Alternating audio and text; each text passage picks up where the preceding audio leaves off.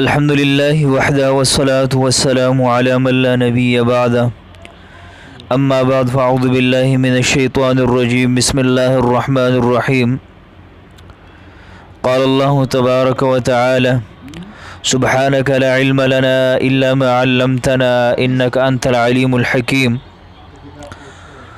معزز سامعین کرام، اللہ تبارک و تعالی جل جلالہ نے مسلمانوں کو وہ احکامات دیے ہیں جن میں سراسر خیر اور برکت ہے، دنیا اور آخرت کی فلاح ہے۔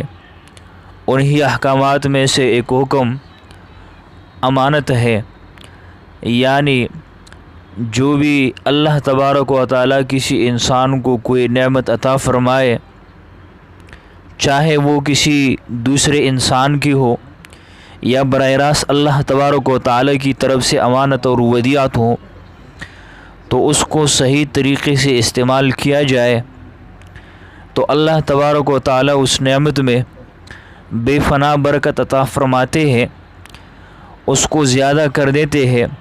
آپ کے سامنے ایک واقعے کی ذکر کرتا ہوں۔ ایک مرتبہ اس واقعے کو حضرت علامہ شامی رحمہ اللہ تعالیٰ نے باب الایداع میں ذکر فرماتے ہیں کہ ایک مرتبہ حضرت یوسف علیہ السلام ایک راستے سے گزر رہے تھے۔ اسی راستے میں زلیخا فقراء اور مساکین کی لباس اور حیات میں بیٹھی ہوئی تھی۔ جب یوسف علیہ السلام کو دیکھا کہنے لگی، اے بادشاہ۔ یوسف علیہ السلام کھڑے ہو گئے، سننے لگے۔ یہ عورت بولی کہ امانت وہ چیز ہے جو فقراء کو اٹھا کر بادشاہوں کی جگہ پر بٹھا دیتے ہیں، اور خیانت وہ چیز ہے جو بادشاہوں کو ان کی جگہ سے اتار کے فقراء اور مساکین کی جگہ پر بٹھا دیتے ہیں۔